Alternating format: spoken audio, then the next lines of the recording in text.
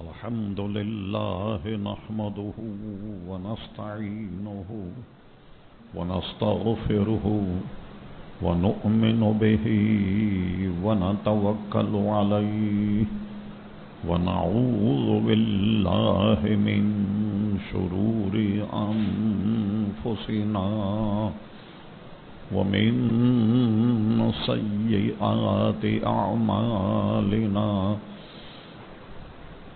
من يهده الله فلا مضل له ومن يضلله فلا هادي له ونشهد أن لا إله إلا الله وحده لا شريك له ونشهد أن سيدنا ومولانا محمدا عبده ورسوله أرسله بالحق بشيرا ونذيرا صلى الله تعالى على خير خلقه سيدنا محمد وآله وصحبه أجمعين أما بعد فأعوذ بالله من الشيطان الرجيم بسم الله الرحمن الرحيم إنما يخشى الله من عباده العلماء صدق الله مولانا العظيم وصدق رسوله النبي الكريم إن الله وملائكته يصلون على النبي يا أيها الذين آمنوا صلوا عليه وسلموا تسليما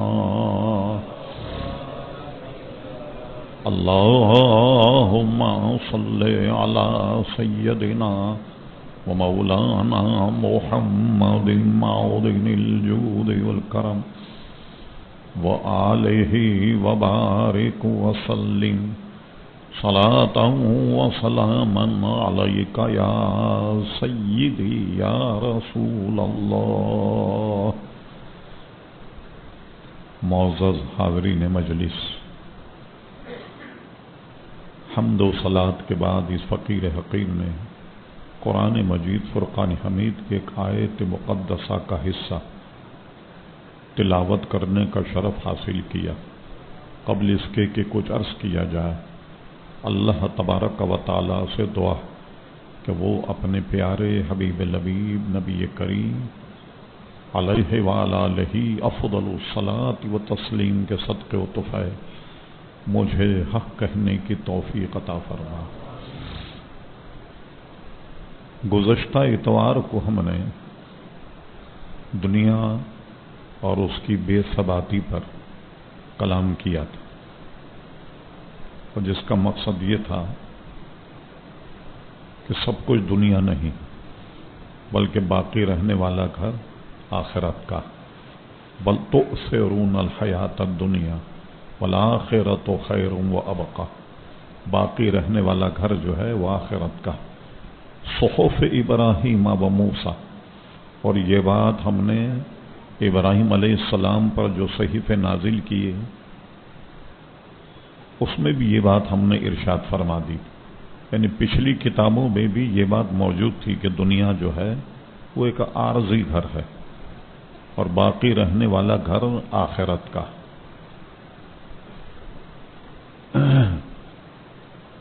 اس دور میں ہمارے یہاں دینی مدارس میں بخاری شریف کا ختم ہوتا اور تمام مدارس میں محافل منعقد کی جاتی. جب بخاری شریف کا تتمہ ہو جائے، اس کی آخری حدیث بیان کر کے اور طلباء کو فارغ کر دیا جاتا اور مناسب وقت میں پھر ان کی دستار بندی اور ان کی اسناد وغیرہ کا اجرا ہوتا۔ ہم نے مناسب سمجھا کہ آج اس محفل میں امام بخاری رحمت اللہ تعالی کی چند باتیں آپ کے گوش گزار کی جائیں کہ اتنا ہمیں معلوم ہو جائے کہ امام بخاری کون ہے۔ اب دن رات سنتے تو رہتے ہیں، مختصر کتاب بھی اگر آپ پڑھیں تو اس میں بھی حوالہ ہوگا حضور علیہ السلام کے حدیث شریف اور یہ بخاری میں۔ امام بخاری رحمت اللہ تعالی علیہ کی سیرت کے چند نمونے آپ کی خدمت میں عرض کیا۔ امام بخاری رحمت اللہ تعالی علیہ 13 شوال 1094 ہجری کو پیدا ہوئے۔ ماوراء النہر ایک شہر ہے بخارا، یہ سب ایک پٹی میں آتے ہیں، بخارا، سمرقند، تاشقند وغیرہ وغیرہ، یہ سب وہ ریاستیں ہیں جس پہ بعد میں روس نے قبضہ کر لیا تھا۔ یہ اس زمانے میں اسلامی تعلیم اور علوم کے مرکز مانے جاتے تھے، وہاں پیدا ہوئے 194 ہجری میں، اور بچپن ہی سے امام بخاری نیک اور صالح تھے۔ بعض اکابر علماء جنہوں نے ان کی زندگی پر کتابیں لکھی، ایک واقعہ بطور خاص بیان کیا۔ فرمایا کہ امام بخاری جب پیدا ہوئے تو آنکھوں سے نابینا تھے۔ اب ماں باپ کے لیے کتنی پریشانی ہوتی کہ بچہ علم حاصل کرے اور آگے بڑھے، ماں باپ کی خواہشات ہوتی۔ ان کی والدہ ماجدہ سخت پریشان ہوں، اور وہ بڑی عابدہ اور زاہدہ تھیں۔ رو رو کر اللہ تبارک و تعالی سے دعا کرتی رات دن کہ اللہ تعالی میرے بیٹے کو آنکھیں عطا فرما دے، بینائی عطا فرما دے۔ ایک عرصے دراز تک وہ دعائیں کرتی رہیں۔ ایک دن ان کی قسمت جاگی، انہوں نے خواب میں حضرت ابراہیم علیہ السلام کو دیکھا۔ یہ جو بخاری بخاری کا نام لیتے ہوئے لوگ نہیں تھکتے، اور ہم اور آپ کو بدعتی اور مشرک کہتے ہیں، تو کم سے کم امام بخاری کی سیرت ہی پڑھ لیں۔ ابراہیم علیہ السلام نے امام بخاری کی والدہ کو بشارت دی کہ اللہ تبارک و تعالی نے تمہاری دعا قبول کر لی، اور اللہ تبارک و تعالی امام بخاری جو ہیں ان کی بینائی کو پھیر دے گا۔ بڑی خوش ہوئیں۔ صبح جب اٹھی، واقعی امام بخاری رحمت اللہ علیہ بینا تھے۔ ہاں، اور اللہ تبارک و تعالی نے یہ کرم فرما دیا۔ اب ہم تو مسلک اہل سنت کے ماننے والے ہیں، ہمارے یہاں تو اس قسم کے واقعات کا انبار لگے ہوئے ہیں۔ بزرگان دین کی کرامتیں، انبیاء کرام کے معجزات جو نہیں مانتے ان کے لیے بڑی مشکل ہے۔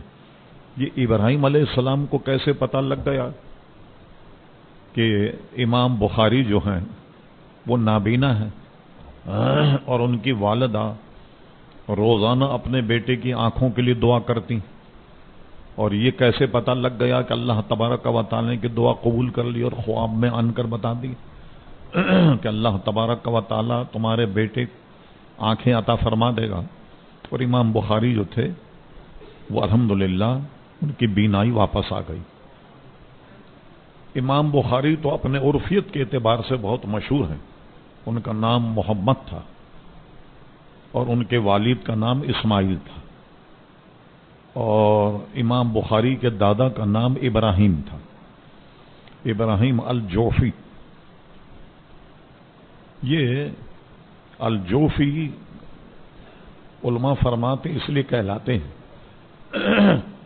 کہ جس وقت یہ عباسی حکومت کا دور تھا، سلطنت عباسیہ، تو بخارا کا کوئی امیر تھا، یعنی جو حکومت کی طرف سے گورنر مقرر ہوتے ہیں، والی، ان کے ہاتھ پہ اسلام قبول کیا تھا۔ تو اس زمانے میں یہ ہوتا کہ جس کے ہاتھ پر اسلام قبول کرے تو اس کا نام بھی اپنے ساتھ لگا لیا کرتے تھے۔ غالباً اس کا نام جوفی رہا ہوگا، اس لیے ان کے نام کے ساتھ الجوفی بھی لگتا ہے۔ غرض یہ کہ کچھ بڑے ہوئے، پھر اس کے بعد اللہ تبارک و تعالیٰ نے علم حدیث کا شوق ان کے دل میں ڈال دیا، مناسب تعلیم اپنے علاقے میں پائی، پھر اس کے بعد حدیث جمع کرنے کے لیے قریہ قریہ بستی بستی تقریباً دنیا بھر کے معروف ممالک جو علمی تھے ان کا سفر کیا، جیسے تاشقند ہے، سمرقند ہے، بخارا میں تو آپ پیدا ہوئے۔ بخارا خود ایک بہت بڑا علمی شہر مانا جاتا تھا۔ امام بخاری کے والد جو تھے وہ بھی اپنے زمانے کے بہت بڑے محدث تھے، اور امام بخاری رحمت اللہ علیہ نے جن سے اکتساب فیض کیا وہ حضرت عبداللہ ابن مبارک۔ حضرت عبداللہ ابن مبارک امام بخاری کے مشائخ میں بھی ہیں،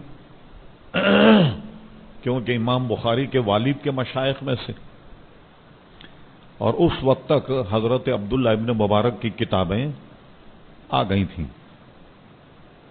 اور اس زمانے میں کتابیں لکھ کر کے محفوظ کر دیا جاتا، جو شوقین حضرات آتے وہ آتے، آنے کے بعد کتب خانے سے وہ کتاب نکال کر اس کی نقل کیا کرتے۔ تو امام عبداللہ ابن مبارک کی کتابیں مشہور ہو گئی تھیں، اور اس کی نقول بھی اکابر علماء کے پاس اس طریقے سے پہنچتی چلی گئیں۔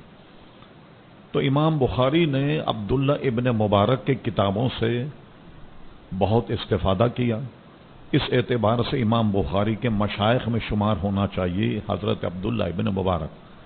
عبداللہ ابن مبارک حدیث میں وہ مقام رکھتے تھے کہ محدثین ان کو امیر المومنین فی الحدیث کا لقب دیتے کہ یہ حدیث کی دنیا کے امیر المومنین حضرت عبداللہ ابن مبارک۔ اور تقریباً جتنے بڑے بڑے محدثین ہیں 2 واسطے سے 3 واسطے سے حضرت عبداللہ ابن مبارک کے شاگرد، اور عبداللہ ابن مبارک جو ہیں یہ امام اعظم ابو حنیفہ کے شاگرد۔ حضرت داتا گنجبخش علی حجویری نے اپنی کتاب کشف المحجوب میں حضرت عبداللہ ابن مبارک پر ایک باب باندھ کر ان کا تذکرہ کیا۔ یہ پہلے راہ سے بھٹکے ہوئے تھے، تو اللہ تبارک و تعالی نے ہدایت دی۔ ہدایت دینے کے بعد ان کا رجحان علم کی طرف ہوا، انہوں نے دنیا بھر میں دیکھا کہ مجھے کہاں جانا چاہیے، تو اس زمانے میں کوفہ بہت بڑا مرکز مانا جاتا تھا علوم دینیہ کا۔ اس کی وجہ کیا تھی؟ وجہ تو بڑی طویل ہے، میں مختصر عرض کرتا ہوں تاکہ صرف امام بخاری کا تعارف ہو جائے۔ حضرت علی رضی اللہ تعالی عنہ کا جب زمانہ آیا، حضرت عثمان غنی شہید کر دیے گئے، اور شہید کرنے کے بعد حضرت علی رضی اللہ تعالی عنہ کی خلافت کا دور آیا، تو حضرت علی رضی اللہ تعالی عنہ پر ایک دباؤ تو یہ پڑا کہ قاتلین نے عثمان کا بدلہ لیا جائے۔ حضرت امیر المومنین عثمان غنی شہید کر دیے گئے، آپ ان کا بدلہ لیں۔ یہی اختلاف حضرت امیر معاویہ اور حضرت علی میں تھا، کوئی دنیا داری کا اختلاف نہیں تھا۔ یہ بات بڑی معقول تھی۔ جب حضرت عثمان غنی شہید کیے گئے، ان کے نکاح میں اس وقت جو ان کی زوجہ تھی ان کا نام تھا نائلہ۔ ایک شخص نے جب تلوار حضرت عثمان غنی کی جانب بڑھائی تو حضرت نائلہ نے ایسے ہاتھ سے روکنے کی کوشش کی، حضرت نائلہ کی انگلیاں کٹ گئیں۔ اب یہ انگلیاں دکھا کر حضرت امیر معاویہ اور ان کے حضرات کہتے یہ دیکھیے اتنا ظلم ہوا ہے، تو حضرت عثمان کا بدلہ لیا جائے۔ مطالبہ بالکل معقول تھا، لیکن حضرت علی رضی اللہ تعالیٰ کی حیثیت یہ تھی کہ وہ یہ سمجھتے تھے کہ اگر میں نے قاتلان عثمان کا بدلہ لیا تو یہ اتنے زیادہ ہیں کہ سلطنت اسلامی جو ہے یہ پارا پارا ہو جائے گی، اس لیے وہ اس پوزیشن میں نہیں تھے کہ قاتلان عثمان کا بدلہ لیں۔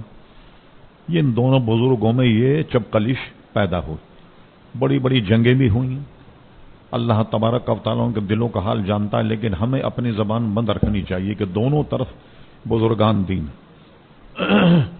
حضرت عمر بن عبد العزیز سے کسی نے پوچھا، ایک بات ذہن میں رکھیے کہ یہ بتائیے کہ جب یہ جنگیں ہوئیں تو حق پر حضرت علی تھے یا حضرت معاویہ تھے رضی اللہ عنہ؟ حضرت عمر بن عبد العزیز نے پوچھا کیا اس جنگ میں ہم شریک تھے؟ تو سوال کرنے والوں نے کہا کہ نہیں۔ فرما جب اللہ تعالیٰ نے ہماری تلواروں کو بچائے رکھا اور سلامت رکھا تو ہم کو چاہیے کہ اپنی زمانوں کی بھی حفاظت کریں۔ یہ بزرگوں کے مسائل تھے۔ مطالبہ میں نے بتا دیا، مطالبہ ان کا حق تھا کہ بدلہ لیا جائے، مگر حضرت علی رضی اللہ عنہ کی حیثیت نہیں تھی اتنی کہ اتنے بڑی یلغار سے بدلہ لے، سلطنت اسلامی پارا پارا ہو جاتی، تو سلطنت اسلامی کو بچانا بھی مقصود تھا۔ غرض یہ کہ وہ یہ سلسلہ بڑھتا چلا گیا۔ حضرت علی رضی اللہ عنہ دیکھا کہ وہ مدینہ شریف میں اپنے آپ کو محفوظ نہیں سمجھ رہا، تو آپ نے دارالخلافہ مدینہ منورہ سے کوفے منتقل کر دیا۔ بظاہر کوفے والے لوگ اہل بیت کے وفادار، حضرت علی کے وفادار تھے۔ یہ الگ بات ہے کہ حضرت امام حسین کو شہید کرنے والے بھی کوفی تھے، جس کے متعلق مشہور کوفی لا یوفی، کوفی وفادار نہیں ہوتے۔ آپ نے دارالخلافہ کوفہ منتقل کر دیا۔ جب دارالخلافہ کوفہ منتقل ہوا تو وہاں بڑے بڑے لوگ جمع ہونے شروع ہو گئے۔ حضرت عبداللہ ابن مبارک جو صحابہ کے استاد تھے اور حضور کے بڑے جلوت و خلوت کے سفر و حضر کے ساتھی، حضرت عبداللہ ابن مبارک بھی کوفے آ گئے، اور اگر تاریخ کی جان پڑتال کی جائے 300 بدری صحابہ کوفے میں موجود تھے، 300 قریب،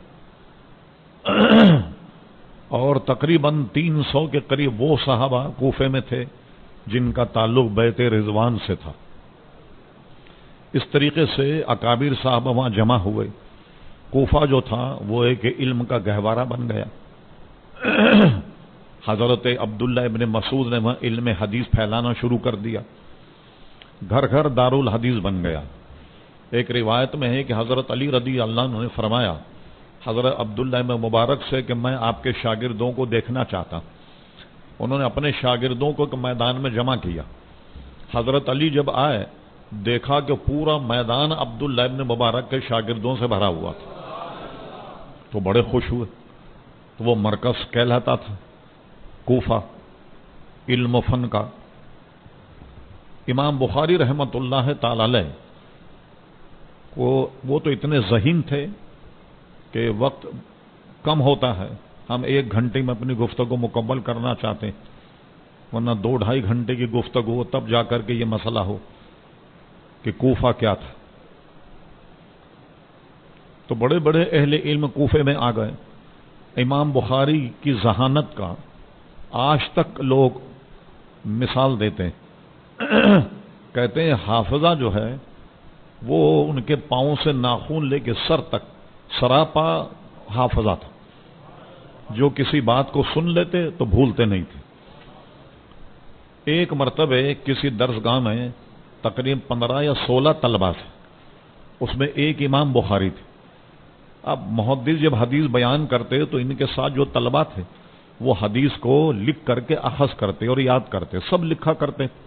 15-16 دن گزر گئے، ان سارے ساتھی امام بخاری سے کہا بخاری تم نے تو بڑا نقصان کیا اپنا۔ وہ کیا کہنے لگے دیکھو ہم تو حدیثیں لکھتے رہے اور تم نے حدیث لکھی نہیں۔ امام بخاری نے کہا اچھا آؤ سارا اپنا لکھا ہوا میرے سامنے لے آؤ۔ وہ جو ان کے ساتھی تھے وہ سب لکھا ہوا لے آئے اور انہوں نے شروع سے حدیثیں پڑھنی شروع کی امام بخاری نے جو سب نے لکھی تھی۔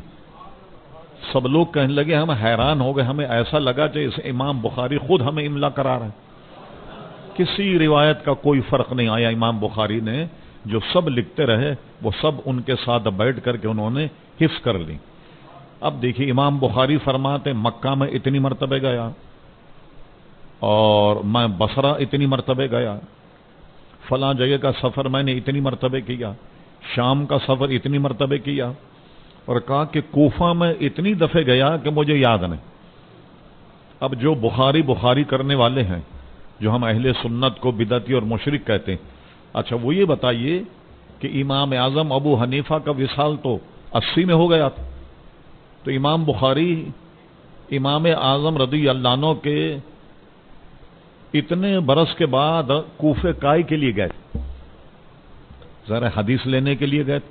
اس لیے آپ دیکھیں بخاری کو غور سے اسماء و رجال کو سامنے رکھ کے ان میں اکثر راوی جو ہیں آپ کو کوفی ملیں گے، کوفے کے رہنے والے، اور امام بخاری رحمت اللہ تعالی کے وہ استاد اور امام اعظم ابو حنیفہ کے شاگرد ہیں۔ اور پوری بخاری شریف میں جو علماء ہیں وہ اس کو سمجھتے ہیں، میں تو ان کا خادم، پوری بخاری شریف میں امام بخاری کا شاہکار ہے۔ وہ شاہکار کیا ہے؟ 22 حدیثیں ہیں۔ 22 حدیثیں کیا ہیں؟ جن کو حدیث کے اصطلاح میں ثلاثیات کہتے ہیں۔ ثلاثیات سے کیا مراد ہے؟ یعنی امام بخاری کے پاس 22 حدیثیں ایسی ہیں کہ جس میں حضور علیہ السلام سے لے کر حضرت امام بخاری تک بیچ میں صرف 3 واسطے، اور حدیثیں آپ پڑھیں تو کس میں 8 واسطے ہوں گے، کسی میں 10 واسطے ہوں گے، لیکن بخاری میں 22 ثلاثیات ہیں کہ جس میں صرف حضور علیہ السلام میں امام بخاری میں 3 واسطے، اور اس میں سے 22 حدیثوں میں 11 حدیث کے راوی جو ہیں وہ حضرت مکی بن ابراہیم، جن سے امام بخاری نے حدیثیں لی۔ تو یوں حضرت مکی بن ابراہیم امام بخاری کے مشائخ میں شامل ہو گئے، اور مکی بن ابراہیم یہ حضرت امام اعظم ابو حنیفہ رضی اللہ عنہ کے شاگرد تھے۔ 215 ہجری میں ان کا وصال ہوا۔ اب اندازہ فرمائے کہ امام بخاری کے مشائخ جو وہ امام اعظم ابو حنیفہ کے شاگردوں میں، یہ بخاری کے ماننے والے کیسے لوگ ہیں کہ جو امام بخاری کو تو مانتے اور ان کے دادا کو نہیں مانتے، دادا پیر کا انکار کرتے ہیں۔ جو آدمی اپنے دادا یا باپ کا انکار کرے تو کیا کہتے ہیں اس آدمی کو؟ تو ان کو خیال کرنا چاہیے کہ امام بخاری رحمت اللہ علیہ کے دادا استاد ہیں امام اعظم ابو حنیفہ رضی اللہ تعالیٰ عنہ۔ علامہ تاج الدین سبکی جو شافعی حضرات کے بہت بڑے امام ہیں، علامہ تاج الدین سبکی نے امام بخاری کو طبقہ شافعیہ میں شمار کیا۔ امام بخاری شافعی تھے۔ بخاری شریف دیکھ لیں، امام بخاری نے رفع دین پر جو اہل حدیث حضرات دعوے دار ہیں اس پر بہت زیادہ زور دیا ہے۔ اس کی وجہ کیا ہے؟ وجہ یہ ہے کہ وہ مذہباً شافعی، تو ایک نفسیاتی بات بھی ہے یہ کہ جب وہ شافعی تھے تو امام شافعی کی جو معید حدیثیں ان پر امام بخاری نے زیادہ زور دیا۔ اچھا اگر مان لیا جائے کہ امام بخاری امام شافعی کے مقلد تھے تو امام شافعی کون ہے؟ امام شافعی امام محمد رحمت اللہ علیہ کے شاگرد، سمجھے؟ امام محمد رحمت اللہ علیہ کے شاگرد۔ اب دیکھیے اس رشتے سے بھی امام اعظم ابو حنیفہ امام محمد امام اعظم کے شاگرد، اس اعتبار سے بھی امام شافعی کے دادا استاد ہوئے امام اعظم ابو حنیفہ، اگر وہ امام محمد کے شاگرد۔ اور امام محمد اتنے بڑے امام تھے، آپ اندازہ لگائیے، غیر مسلم مورخ نے لکھا ہے، مسلمان بھی نہیں تھا، وہ 999 کتابوں کے مصنف امام محمد رحمت اللہ علیہ، اور وہ انگریز لکھتا ہے امام محمد اگر وہ ختم نبوت کی نزاکت سے واقف نہیں تھا، کہ مسلمان نہیں تھا، وہ لکھتا ہے امام محمد اگر نبوت کا دعویٰ کر دیتے اور لوگ کہتے کہ معجزہ بتائیے، تو امام محمد اگر اپنی 999 کتابیں سامنے رکھ دیتے کہ بھئی یہ کیا معجزہ ہے، کم ہے، تو شاید لوگ ان کو نبی مان لیتے۔ اتنے بڑے امام ہیں۔ اور تقوی پرہیزگاری کا عالم یہ کہ امام شافعی امام محمد رحمت اللہ علیہ کی خدمت میں رہے، اور امام محمد رات بھر سو رہے تھے، اور امام شافعی رات بھر نوافل پڑھتے رہے۔ ایک بشری تقاضا ہوا کہ شاگرد تو بیچارہ نوافل میں مشغول ہے اور استاد صاحب آرام سے سو رہے ہیں، ایک وسوسہ آیا، لیکن یہ وسوسے کا علاج کب ہوا؟ صبح جب امام محمد اٹھے تو بغیر وضو کی انہوں نے سنتوں کی نیت کر لی، تو پتہ یہ لگا کہ سو نہیں رہے تھے بلکہ جاگ رہے تھے۔ امام شافعی نے وجہ پوچھی، انہوں نے فرمایا کہ تم نے رات بھر جاگ کر نوافل پڑھے اور میں نے رات میں بستر میں سو کر غور و فکر کر کے قرآن مجید سے 500 مسائل نکالے۔ اس علماء فرماتے ہیں کہ عالم دین اگر سوئے بھی نہ تو بھی عبادت میں ہوتا۔ ہاں، عابد جو ہے وہ عبادت کرتا ہے، وہ اپنی آخرت بناتا ہے، اور عالم جو ہے وہ قرآن حفظ میں تدبر کر کے ہزاروں لاکھوں کی قسمت بنا دیتا ہے اور ان کو جنتی بنا دیتا ہے۔ تو یہ مقام امام محمد رحمۃ اللہ علیہ کا۔ ہم نے ایک اپنی کتاب ایک لکھی، بڑی کوئی اتنی شاندار تو نہیں ہے، وہ امام اعظم، اس میں ہم نے ایک حوالہ یہ نقل کیا کہ امام اعظم مسجد میں بیٹھے تھے کہ نوجوان آیا، اس نوجوان نے آن کر ایک مسئلہ پوچھا امام صاحب سے۔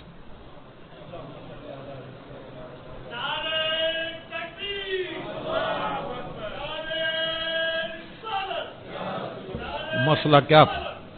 وہ نوجوان نے پوچھا امام صاحب سے، حضرت یہ مسئلہ بتائیے، ایک آدمی بالغ نہیں ہے، اس نے عشاء کی نماز پڑھ لی اور عشاء کی نماز پڑھ کے سو گیا، اور سونے کے بعد اس کو احتلام ہوا، یعنی بالغ ہو گیا۔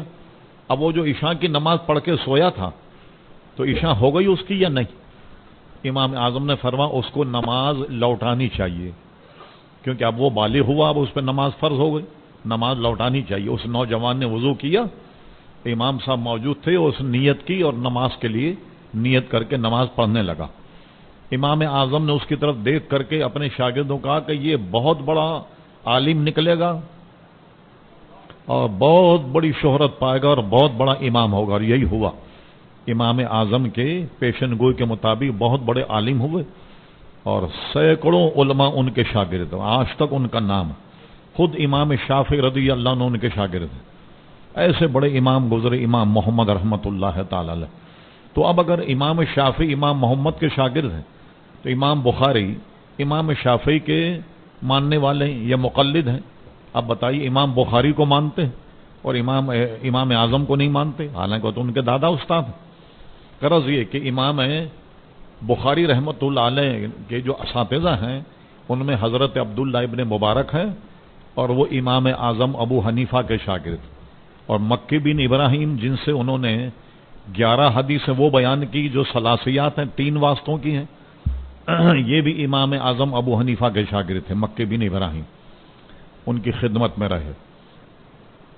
یہ ان کا ابتدائی گویا دور تھا۔ اب آئیے، امام بخاری حدیث اخذ کرنے کے لیے بصرہ گئے، شام گئے، اور جانے کہاں کہاں گئے، اور فرماتے بغداد اتنی مرتبہ گیا، کوفے کہ مجھے خود بھی یاد نہیں، کوفے کائے کے لیے گئے تھے، وہاں امام اعظم کے شاگرد موجود سے ان سے حدیثیں لی امام بخاری رحمۃ اللہ تعالی علیہ۔ پھر اس کے بعد امام بخاری کا شہرہ ہو گیا، تو ان کا اندازہ لگائیے کہ کتنے محنتی تھے اور کن کن لوگوں سے پڑھا۔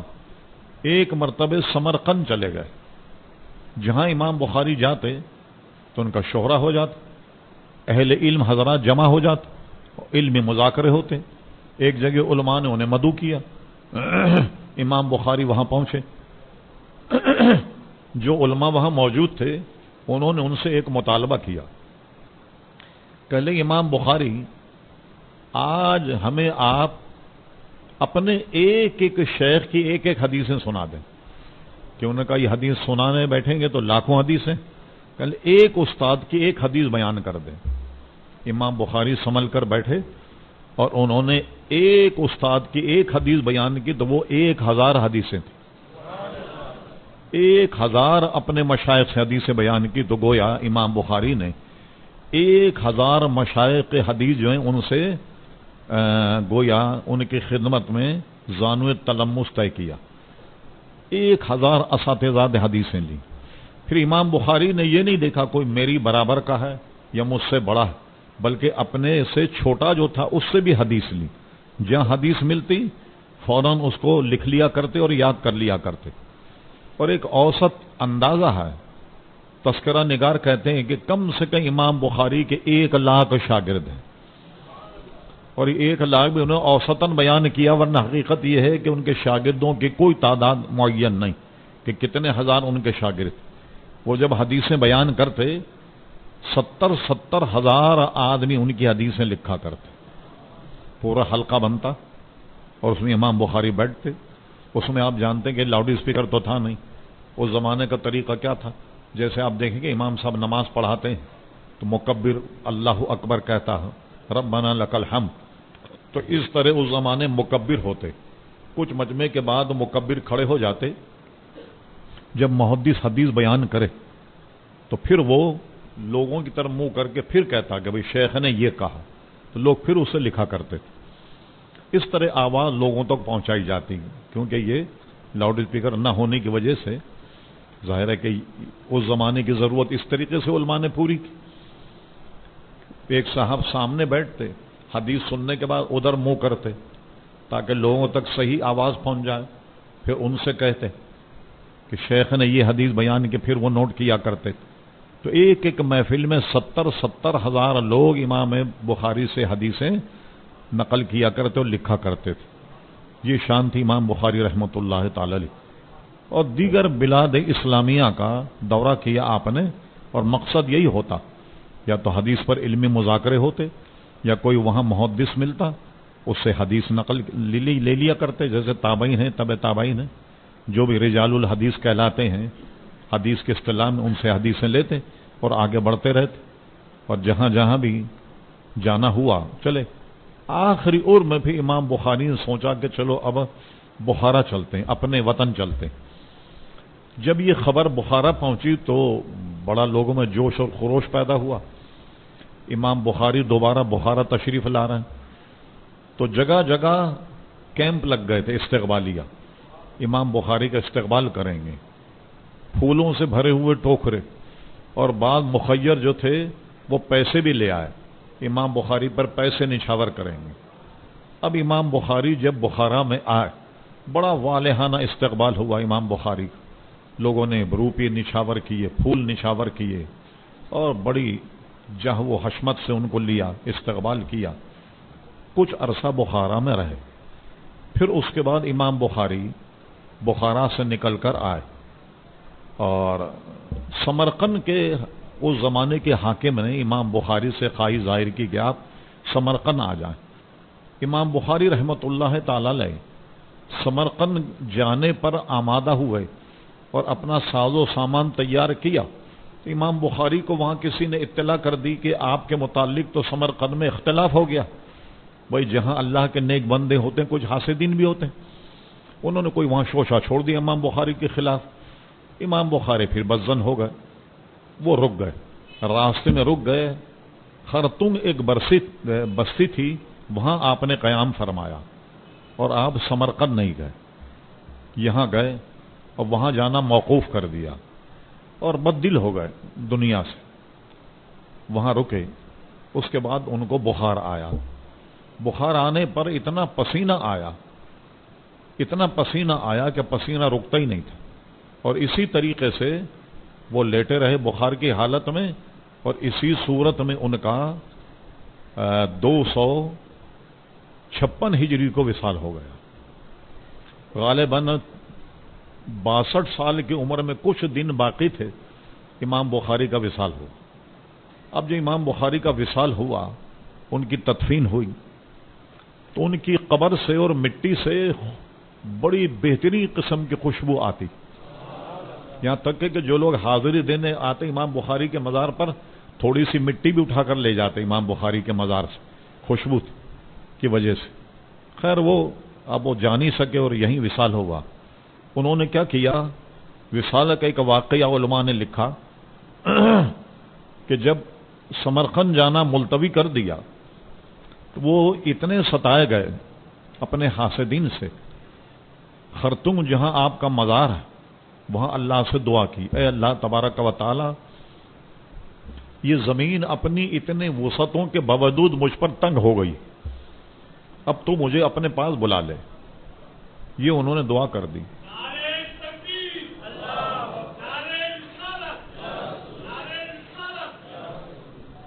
اور یہ دعا ان کی قبول ہو گئی اور وہیں ان کا وصال ہوا.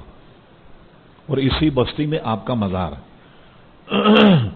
ایک صحافی بڑا بد مذہب، میں اس کا نام بھی نہیں لینا چاہتا، جب یہ روسی ریاستیں آزاد ہوئیں اس نے وہاں کا دورہ کیا تو جنگ اخبار میں کالم لکھا.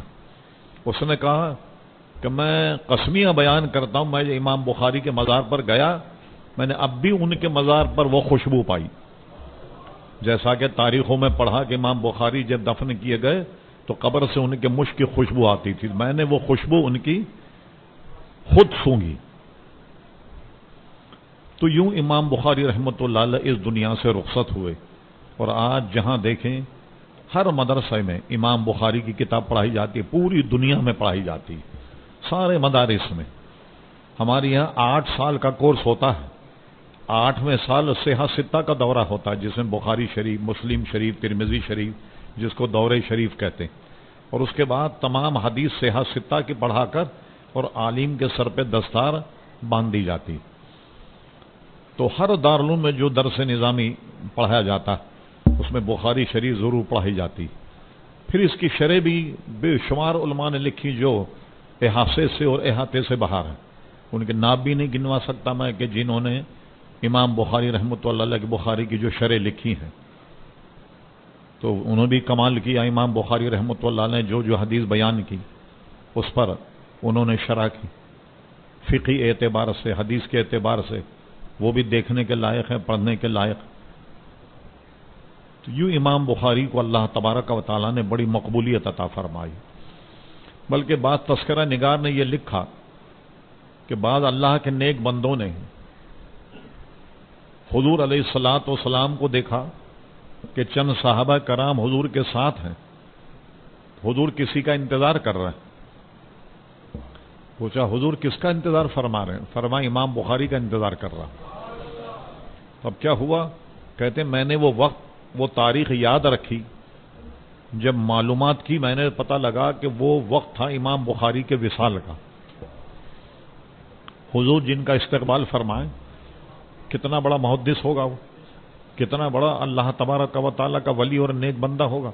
ساری زندگی انہوں نے حدیث کی خدمت کی عزیزان گرامی. اور آج ہم اور آپ انہی کی جمع کی ہوئی حدیثوں سے استفادہ کرتے. میں کیا ساری دنیا ہاں بخاری سے مستغنی نہیں ہو سکتی وہ دنیا. تو اتنے بڑے امام تھے امام بخاری رحمۃ اللہ تعالی علیہ. تو میں نے عرض کیا کہ امام اعظم ابو حنیفہ رضی اللہ عنہ کا انکار کرنے والے امام بخاری کے اساتذہ میں امام اعظم کے شاگرد کس کس کا انکار کریں گے آپ؟ تو اتنا بلند مقام ہے امام اعظم رضی اللہ تعالیٰ عنہ کا. اور پہلے ہم نے عرض کیا تھا حضرت داتا گنج علی حجویری کی کشف المحجوب کے حوالے سے، یہ ہم پہلے بیان کر چکے. حضرت داتا گنج علی حجویری کہتے ہیں میں نے حضور علیہ السلام کو خواب میں دیکھا. میں نے کہا یا رسول اللہ صلی اللہ علیہ وسلم آپ سے ملاقات کہاں کی جائے، آپ سے ملنے کی جگہ کیا ہے؟ حضور فرماتے حرم شریف میں آؤ، مدینہ شریف میں آؤ، فلاں جگہ آؤ، روضہ اقدس پر آؤ، مواجہ شریف کے سامنے ہم سے ملاقات ہوگی. داتا گنج علی حجویری فرماتے حضور نے جواب دیا کہ مجھ سے اگر ملنا چاہتے ہو تو ابو حنیفہ کی کتابوں میں مجھے تلاش کرو. تو حضور علیہ السلام سے اتنا گہرا تعلق امام اعظم ابو حنیفہ رضی اللہ عنہ کا. حضور فرماتے ہیں ہمیں تلاش کرنا ہو تو ابو حنیفہ کی کتابوں میں تلاش کرو، جس سے انداز لگائے کہ امام اعظم ابو حنیفہ کا مقام کتنا بلند. ہم اور آپ ان کے ماننے والے ہیں. الحمدللہ اللہ تبارک و تعالیٰ کا شکر ہے کہ اتنے بڑے امام کے ہم ماننے والے ہیں، ان کے مقلد ہیں، ان کے فتوے پر عمل کرتے. یہ یاد رکھیے پوری امت کا اس پر اتفاق ہے، چاروں ائمہ میں سے کسی کی تقلید واجب ہے، ایک نہ ایک کی تقلید، یعنی کسی سے وابستہ ہو جائیں. امام شافعی کو مان لیں، امام مالک کو، امام احمد بن حنبل کو. بغیر کسی امام کو مانے آدمی جو ہے وہ شتر بے مہار ہو جائے گا، جہاں سہولت دیکھے گا وہ کام کرنے لگ جائے گا. دنیا دار یہ پوچھتے ہیں آج کل کے پڑھے لکھے لوگ کیا حرج اگر کسی معاملے میں امام شافعی کی پیروی کر لیں، کسی معاملے میں امام مالک کی پیروی کر لیں، کسی معاملے امام اعظم کی پیروی کر لیں، آدمی نفس کا بندہ ہو جائے گا. پھر یہ دیکھے گا کہ سہولت کس میں، پھر وہ شریعت کو نہیں دے گا سہولت کس میں، اور کہے گا یہ بھی تو علماء نے کہا ہے نا کہ چاروں حق پہ، لہذا جس میں سہولت ہو اس کو مان لیا جائے. تو آدمی پھر نفس کا بندہ ہو جائے گا، بگڑ جائے گا. پھر اس لیے ایک امام کی تقلید ہے واجب. یہ پوری دنیا کے علماء کا اس پر اجماع ہے، ایک امام کی تقلید واجب ہے. یعنی کہ ادھر فائدہ تو اس کی تقلید کر دیں، ادھر فائدہ ملے ان کی تقلید کر لو، ادھر اگر سہولت ملے تو ان کی تقلید کر دو. اس سے آدمی برگشتہ ہو جائے گا اور گمراہ ہو جائے گا. امام جلال الدین سیوطی رحمۃ اللہ علیہ اس کی ایک مثال دیتے ہیں اپنے کے رسالے میں کہ کبھی ادھر جائے کبھی ادھر جائے. کہتے ہیں ایک کتا تھا جس سے شہر کے لوگ بڑے پریشان تھے. اچھا عموماً شادی بیاہ میں آپ جانتے ہیں کہ ڈھول بجتا، تو جہاں بھی وہ ڈھول کی آواز سنے کتا پہنچ جاتا تھا کہ یہاں کوئی ہڈی گوشت ملے گا کھانے کے لیے، اور باراتی پریشان ہو جاتے تھے. امام سیوطی کہتے ہیں لوگوں نے اس کتے سے جان چھڑانے کے لیے یہی کیا، ایک دور آبادی میں ایک آدمی کو بٹھا دیا کہ بھئی تو ڈھول بجا، اور جب بجائے گا تو اس سے کہا کہ جب یہ موقوف کرے تم شروع کر دینا. کتا ادھر بھاگا، اس نے بجانا بند کر دیا، دوسرے نے شروع کر دیا. کتا ادھر بھاگا، اس نے موقوف کر دیا، ادھر والا شروع ہو گیا، ادھر بھاگا کبھی ادھر بھاگا کبھی ادھر بھاگا، ادھر ادھر کرتے کرتے راہ ہوا یہ کہ بیچ میں مر گیا. فرمایا کہ یہ مثال اس آدمی کی جو کبھی امام شافعی کی طرف بھاگے، کبھی امام مالک کی طرف جائے، کبھی امام اعظم ابو حنیفہ کی تقلید کرے. اس میں آدمی نفس کا بندہ بن جائے گا. تو ہمیں کسی نہ کسی امام کا دامن پکڑ کر چلنا چاہیے. یہ بالکل ایسا کہ مرض ہو بہت خطرناک تو کیا آپ ایسا کریں گے؟ ہر ڈاکٹر کے پاس جا کر اس کی دوا استعمال کریں؟ اب شہر کا مشہور ڈاکٹر دیکھیں گے، آپ اس کو دکھائیں گے، وہ اگر کوئی دوا دے گا تو اسے استعمال کریں گے. اچھا پھر یہ کہ شہر کے 10 ڈاکٹروں کو دکھائیں تو 10 کی دوا کھلائیں گے تو مریض کا کیا حل ہوگا؟ ایسا نہیں ہوتا. ایک بات. دوسری بات یہ ہے کہ لوگ کہتے ہیں کہ جب مسئلہ موجود ہے حدیث میں تو اب امام کی کیا ضرورت. یہ بالکل ایسا ہے جیسے کسی کے پیٹ میں درد ہو رہا، قیاس کر رہے ہیں لوگ. ہم اور آپ کا مقام قیاس کا نہیں، یہ مجتہد کو حق ہے کہ حدیث میں سے مسئلہ نکالے قیاس کر کے. میں آپ قیاس نہیں کر سکتے. ایک آدمی جائے کہ ڈاکٹر کو دکھائیں گے تو نبض دیکھنے کے 500 روپے لگا، پھر کہے کہ ایکس رے کراؤ اس میں 2000 روپے لگیں گے، پھر کہے کہ بلڈ ٹیسٹ کراؤ اس میں 500 روپے لگیں گے. لہٰذا ہم جاتے ہیں میڈیکل اسٹور، اس سے کہتے ہیں پیٹ میں درد ہو رہا ہے، پیٹ کے درد کی دوا دے دو. اس نے دیکھا جناب الماری میں سے ایک دوا اٹھا کر آپ کو دے دی، 20-25 روپے آپ سے لے لی. اب بتائیے کہ جو ڈائریکٹ میڈیکل اسٹور سے دوا لے وہ عقل مند ہے یا وہ عقل مند ہے جو ڈاکٹر سے مشورہ کر کے دوا لے؟ یہ خود قیاس کرنے لگ جاتے ہیں. خود کا قیاس جو ہے وہ باطل ہے. قیاس کرے گا حدیث میں محدث، ہاں اس لیے کہ اس کی نظر میں ساری حدیثیں ہوتی، ضعیف کون سی ہے، حسن کون سی ہے، مرسل کیا ہے، حسن کیا ہے، صحیح کیا ہے. فیصلہ وہ کرے گا، ہم اور آپ نہیں کریں. ہمارا آپ کا قیاس جانتے کیا ہوگا؟ سن 65 کی جنگ میں ایک مرتبہ ایک کارٹون آیا. کارٹونسٹ جو ہے نا یہ بھی بڑا کمال کرتے ہیں کبھی کبھی. تو جنگ ہو رہی تھی تو اس میں بڑی بمباری ہو رہی تھی. آپ نے دیکھا کراچی پہ آگرہ تاج کالونی بم برسا، پوری مٹ گئی آگرہ تاج کالونی. ایک صاحب صحن میں مچھردانی لگا کے لیٹے ہوئے، ان کے پڑوسی آئے، انہوں نے کہا بھائی اندر جاؤ، دیکھ رہے ہو بمباری ہو رہی اور تم مچھردانی لگا کے بیٹھے. اس نے کہا بھائی جب مچھردانی میں مچھر نہیں آتا تو بم کہاں سے آئے گا؟ یہ ہے ہمارا قیاس کہ جب مچھر نہیں آتا تو بم کیسے آئے گا مچھردانی. یہ ہمارا قیاس کرنے کا ہمیں آپ کو اختیار نہیں ہے. اس لیے کسی ایک کے ہو جاؤ بس اور اسی کی تقلید کرو، اور یہ نہیں کبھی اس کے پاس کبھی اس کے پاس ادھر ادھر نہیں. بے راہ روی کا شکار ہو جاؤ گے اور گمراہ ہو جاؤ. آج کل یہ فیشن نکل گیا ہے، کسی امام کی تقلید نہیں کریں. بڑے بڑے مقالے لکھے جاتے ہیں، بلکہ ایک صاحب نے تو یہ تک کہہ دیا کہ سب سے بڑا فتنہ تو چاروں اماموں نے برپا کیا ہے دنیا میں. وہ کچھ کہتے ہیں وہ کچھ کہتے ہیں. دیکھیں سب کے پاس دلیل میں حدیث ہے، یہ بھی یاد رکھیے. اب امام شافعی کہتے ہیں تو ان کی دلیل بھی حدیث. امام اعظم ان کے خلاف کوئی بات کہتے ہیں، ان کے پاس بھی حدیث ہے.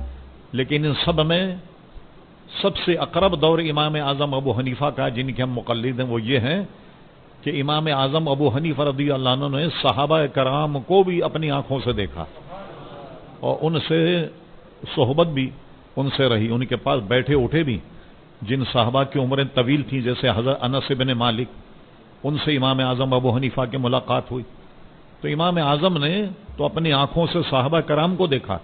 باقی امام شافعی، امام مالک، امام احمد بن حنبل، ان تینوں اماموں نے کسی صحابی کی زیارت نہیں کی، مگر امام اعظم ابو حنیفہ نے ہزاروں تابعین کی زیارت کی اور صحابہ کرام کی زیارت کی۔ تو ان کا دور امام اعظم کا دوسرے دور سے یوں مختلف ہے کہ امام اعظم تابعین میں سے بھی شمار کیے جاتے ہیں۔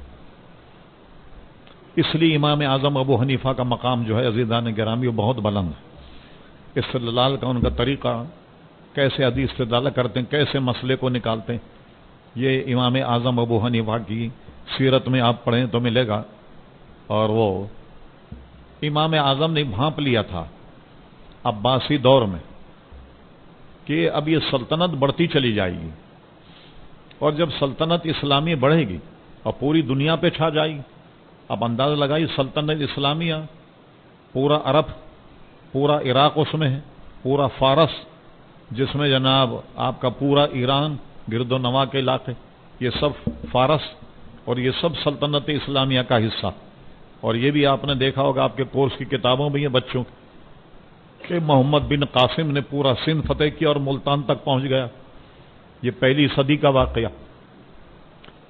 تو سندھ میں ملتان تک اسلام جو ہے وہ پہلی صدی میں آ گیا، اور یہ سارے جو مسلم ممالک اور شہر تھے عباسی حکومت میں کس کے فقہ پر فیصلے ہوتے؟ امام اعظم ابو حنیفہ کے مذہب پر فیصلے ہوا کرتے تھے۔ پورے بخارا میں، سمرقند میں، تاشقند میں پوری سلطنت عباسیہ کا نظام جو تھا وہ امام ابو یوسف نے بنایا تھا، نظام عدل، اور امام ابو یوسف امام اعظم ابو حنیفہ کے شاگرد تھے رضی اللہ تعالی۔ تو فقہ حنفی جو ہے وہ پورے ہندوستان میں، پورے فارس اور پورے عرب میں نافذ رہا۔ یہ امام اعظم ابو حنیفہ، یہ بالکل سیدھی بات ہے، پوری دنیا کا طریقہ ہے۔ جو آدمی نے لا پڑھا ہو، قانون سے کسی کو تھوڑی بہت دلچسپی ہو، جانتا کہ پبلک لا کس کا ہوتا؟ جس کی اکثریت ہوتی۔ اس لیے ہم لوگوں نے ایک مرتبہ تحریک بھی چلائی، وہ یہ کہ پاکستان میں اگر اسلامی نظام آیا، فقہ حنفی کے مطابق یہاں کا قانون بنے گا، اس لیے کہ اکثریت مسلمانوں کی پورے پاکستان میں فقہ حنفی۔ اب آپ دیکھیں پورا ہمارا پاکستان حنفی، افغانستان پورا حنفی، پورا ترکستان یہ پورا کا پورا حنفی۔ ابھی بھی وہاں الحمدللہ عطا ترک نے بیڑا غرق کر دیا ترک کا۔ ابھی بھی آپ دیکھیں حضرت ابو ایوب انصاری رضی اللہ عنہ کے مزار پہ ہم نے حاضری دی، بڑے بڑے شیڈ، بڑے بڑے گودام جیسے کراچی پورٹرس میں ہوتے ہیں مال رکھنے، یہ وہاں بند مقفل ہے۔ وہاں کے لوگوں سے ہم نے پوچھا بھائی اس میں کیا ہے؟ کہنے لگے یہ جس زمانے میں ترکی زبان چلا کرتی تھی، اور وہ ترکی زبان جو وہ عربی رسم الخط ہوتا تھا، یہ اس زمانے کی کتابیں اس میں بھری ہوئی ہیں، لاکھوں تفسیریں ہوں گی، لاکھوں قرآن مجید کی تفسیریں، لاکھوں حدیثوں کی شرح لکھی ہوں گی، لاکھوں حدیث فقہ پر لکھی ہوگی جو سب گل رہی ہیں، سڑ رہی ہیں، دیمک لگ رہی۔ اب اس کو نکالیں تو کوئی اس کا پڑھنے والا بھی نہیں، اس لیے کہ عطا ترک نے ظلم یہ کیا مسلمانوں پر کہ ترکی کا رسم الخط جو ہے وہ تبدیل کر دیا، کیونکہ وہ اگر کتابوں کو جلاتا، ضائع کرتا تو ہنگامہ ہوتا، ملک میں انتشار ہوتا۔ اس نے کتنا آسان طریقہ نکالا مسلمانوں کا لٹریچر ضائع کرنے کا کہ زبان ہی کو بدل دیا۔ اب ظاہر ہے کہ عطا ترک کو گئے ہوئے 70-80 سال ہو گئے، اب تو زبان کا سنبھالنے والا کوئی 100 برس کا، 125 برس کا آدمی ہوگا جو زبان کو سمجھتا ہوگا، ورنہ ترکی زبان کا کوئی سمجھنے والا اب آپ کو ترکی میں بھی نہیں ملے گا۔ یہ تو ہم نے کیا حال۔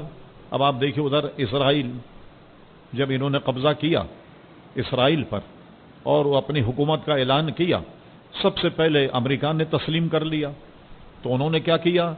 دنیا بھر میں دورہ کر کے عبرانی زبان کے ماہرین کو تلاش کیا، کہاں کہاں۔ روس ٹوٹا، روس ٹوٹنے پر انہوں نے اپنے وفود بھیج کر کے معلوم کیا کہ یہاں کوئی عبرانی زبان جاننے والے، اسپیشل طریقے سے انہیں اسرائیل بلایا اور بلانے کے بعد عبرانی زبان کو زندہ کر دیا۔ آج کل وہاں کی جو زبان ہے سرکاری وہ جو ہے وہ عبرانی ہے، اسکولوں میں عبرانی پڑھائی جاتی، کالجوں میں عبرانی زبان میں امتحان لیے جاتے۔ انہوں نے اپنی زبان کو زندہ کر دیا، ہم نے اپنی زبان کو مردہ کر دیا کہ اس کا سمجھنے والا ہی کوئی نہیں۔ یہ حادثہ ہم لوگوں کے ساتھ ہوا۔ تو اس وقت بھی اس پورے بر صغیر میں امام اعظم ابو حنیفہ کے فقہ کے ماننے والوں کی تعداد سب سے زیادہ۔ پورا افغانستان ابھی بھی کتنی وہاں بے روی ہو جائے، طالبان ہو جائیں، جتنے ہو جائیں، مگر اب بھی سب کے سب فقہ حنفی کے ماننے والے۔ سمجھے صاحب، یہ امام اعظم ابو حنیفہ کے عزیزان گرامی مقبولیت، اللہ تبارک و تعالیٰ نے اتنی مقبولیت عطا فرمائے۔ میں جو بات عرض کر رہا تاریخ کی وہ یہ ہے کہ امام اعظم نے بھانپ لیا کہ پوری دنیا میں فقہ حنفی کا راج ہوگا۔ اب انہوں نے قانون بنانا شروع کیا۔ یہ ہے جیسے 302 ہمارے یہاں قانون بنا، اس لیے نہیں کہ کوئی آدمی قتل کرے تو 302 لگائی جائے۔ کوئی آدمی قتل کرے تو قانون تو ہونا چاہیے نا تعزیرات میں۔ فرض کیجئے ایسا ہو تو کیا قانون، فرض کیجئے ایسا ہو تو کیا قانون ہو، اس کی کیا سزا ہونی چاہیے۔ پوری امام اعظم کی ایک مشاورتی کمیٹی تھی جس کے 40 ممبران تھے، 40 حضرات، جس کو ہم نے اپنی کتاب میں جمع کیا کون کون تھے وہ 40۔ امام اعظم کوئی مسئلہ پیش کرتے تو 40 حضرات اس پر بحث کرتے اور اس کے بعد وہ مسئلہ لکھا جاتا۔ تو کتنے مسائل لکھے۔ شبلی کا آزاد منش آدمی تھا، ایک مورخ کی حیثیت میں اس کا حوالہ دیتا ہوں، وہ اچھا قسم کا سنی بھی نہیں تھا۔ امام اعظم ابو حنیفہ رضی اللہ عنہ کے خلاف بھی اس نے اپنی تاریخ میں لکھا، لیکن اس نے اعتراف کیا امام اعظم نے جو تعزیرات بنائیں کہ یہ جرائم ہو گئے تو ان کی یہ سزا ہوگی، یہ وغیرہ وغیرہ، اس کی تعداد 1000 2000 نہیں۔ شبلی لکھتا ہے کہ اس کی تعداد 22,000، 22 لاکھ، جن کی امام اعظم ابو حنیفہ رضی اللہ عنہ نے وہ قانون وضع کی کہ جن کی تعداد جو ڈکٹیٹ کروائے مسائل وہ 22 لاکھ سے بھی زیادہ، کہ یہ اگر جرم ہو تو اس کی سزا کیا ہے، یہ جرم ہو تو اس کی سزا کیا ہے۔ یہ کتنا بڑا کام تھا امام اعظم کا۔ یہی وجہ پوری سلطنت عباسیہ فقہ حنفی پر چلتی تھی اور ہر جگہ فقہ حنفی کے مطابق وہ یا سزا دی جاتی یا چھوڑا جاتا۔ یہ پورے قانون قضاءت میں آپ دیکھ لیں کہ امام اعظم ابو حنیفہ ان کے شاگردوں کا بہت بڑا حصہ، اور پوری دنیا میں اس فقہ نے راج کیا۔ اور آج بھی اگر اسلام نافذ ہو، حالات تو بہت برے، لیکن آج بھی یہی کوشش ہوگی کہ پاکستان میں بھی تعزیرات جب بنے گی فقہ حنفی کے مطابق بنے گی، اس لیے کہ فقہ حنفی کے ماننے والے پاکستان میں سب سے زیادہ ہیں۔ آپ دیکھیں شافعی حضرات پوری کراچی میں کتنے، ایک مسجد یہاں کوکن سوسائٹی جو ایک گراؤنڈ بنا ہوا اس کے پیچھے آپ چلے جائیں، ایک مسجد ہے امام شافعی کے ماننے والوں کی۔ ایک مسجد نیو کراچی نارتھ کراچی میں تھی، وہ امام صاحب کا انتقال ہو گیا، چونکہ امام شافعی کے ماننے والے رفع دین کرتے، تو رفع دین کے آڑ میں اہل حدیث حضرات اس پہ قبضہ کر لیا۔ انہوں نے کہا یہ جو مسجد ہے یہ ہماری، کیونکہ پہلے جو امام تھا وہ رفع دین کرتا تھا، ہم جماعت ہیں وہ رفع دین کرنے والی، انہوں نے قبضہ کر لیا۔ منوڑا میں کچھ گھر ہیں جو امام شافعی کے ماننے والے ہیں، یہ کن کے پیچھے نماز پڑھتے ہیں؟ یہ سب امام اعظم ابو حنیفہ کے ماننے والوں کے پیچھے نماز پڑھتے ہیں۔ غرض یہ کہ آج ہماری غرض تھی امام بخاری رحمۃ اللہ علیہ کے چند واقعات۔ تو آج جو اتنا مشہور امام بخاری، واقعی ان کا کردار ہے کہ انہوں نے اپنی پوری زندگی حدیث کی خدمت میں اور حدیث کو لینے میں گزار دی، اخذ کرتے اور اس کو یاد کر لیتے تھے۔ کہا جاتا ہے وہ کہ 7 لاکھ حدیثوں کے حافظ تھے، اور ہر طرق پر ان کو دسترس۔ کوئی حدیث اگر 10 واسطوں سے ہے تو 10 واسطوں سے وہ جانتے تھے کہ پہلا کون ہے، دوسرا کون ہے۔ اسماء و رجال پر ان کو بہت دسترس حاصل تھی کہ یہ روایت بیان کرنے والا ثقہ ہے یا غیر ثقہ ہے۔ علامہ امام یوسف فریابی کہتے ہیں جب امام اعظم ابو حنیفہ مدینہ شریف میں آئے، اس زمانے میں یہ ٹھاٹ باٹ کہاں تھے، یہ لائٹ کے اور چراغ کے۔ امام بخاری نے تاریخ کبیر حضور علیہ الصلوۃ والسلام کے پہلو میں بیٹھ کر مدینہ شریف میں چاند کی روشنی میں تحریر کی۔ اتنی ضخیم کتاب چاند کی روشنی میں آپ نے تحریر فرمائی۔ اللہ تعالیٰ نے بینائی ان کو ایسی عطا فرمائی، جیسا بچپن کا میں نے واقعہ بیان کیا، وہ چاند کی روشنی میں سارے لکھنے پڑھنے کا کام کر لیا کرتے تھے۔ امام فریابی کہتے ہیں کہ انہوں نے وہ تاریخ چاند کی روشنی بیٹھ کر لکھی، یہ عمر یہ تھی ان کے امام بخاری کی کہ ابھی آپ کی داڑھی کے بال بھی نہیں نکلے. اتنی کم عمر میں اتنی ضخیم امام بخاری نے تاریخ جو ہے وہ لکھ ڈالی. اور فرماتے ہیں کہ میں نے جن جن لوگوں کے نام لکھے اس میں، تو میں نے طوالت کی وجہ سے چھوڑ دیا. ہر ایک آدمی کا جس کا نام میں نے لکھا اس کا کوئی نہ کوئی زندگی کا قصہ مجھے معلوم. کیا مراد قصے میں؟ جیسے کوئی امتحان میں کوئی آ جاتا نا، کوئی شخصیت، آپ ان کا کوئی قصہ لکھیں، اور میں ہر ایک کا ایک نہ ایک قصہ مجھے حفظ ہے. میں اگر لکھنا چاہتا ہوں لکھتا یہ امام ہے، اس کا مشہور قصہ یہ ہے اس کی زندگی کا، مگر تاریخ جو ہے وہ بڑھ جاتی، اس لیے میں نے اس سے پرہیز کیا. یہ امام بخاری رحمۃ اللہ تعالی علیہ کی عزیزان گرامی فضیلت حضور علیہ الصلاۃ والسلام کے کس قدر قریب تھے. اور پوری دنیا میں امام بخاری کا نام لیا جاتا، اور پوری دنیا میں بخاری شریف پڑھائی جاتی ہے. اللہ تبارک و تعالی ان کی قبر کو رحمت و رضوان سے بھر دے. ان کی سیرت اتنی طویل ہے کہ 1 گھنٹہ یا 2 گھنٹہ اس کو بیان کرنے ممکن نہیں، لیکن ہم کوشش یہی کرتے ہیں کہ اپنی گفتگو 1 گھنٹے میں مکمل کر لیں. ایسا نہ ہو کہ آئندہ اتوار کو ہم انتظار میں بیٹھے رہے، لوگ کہیں پہ مولانا تقریر تو بہت لمبی کر دیتے ہیں، چلو کچھ اور کام کر لیں. تو ہمیں یہ خطرہ ہوتا ہے کہ کہیں آپ کی حاضری کم نہ ہو جائے یہاں، اس لیے ہم اسی پر اکتفا کرتے ہیں.